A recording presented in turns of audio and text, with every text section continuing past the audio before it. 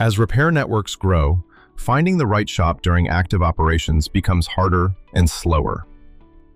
Instead of overwhelming dispatchers with hundreds of locations, the map stays organized and easy to navigate as the fleet scales.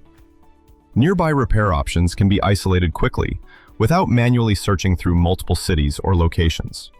Operational filtering helps dispatch focus only on repair shops that are actually relevant to the situation. Different breakdowns require different repair capabilities, especially during roadside events. Combining service filters helps eliminate unnecessary locations and surface repair shops that can actually handle the problem. That reduces wasted driver time, unnecessary calls, and repair routing mistakes. Open and available locations stay visible before dispatch sends the driver to the shop. Repair information stays accessible directly from the map during live operations.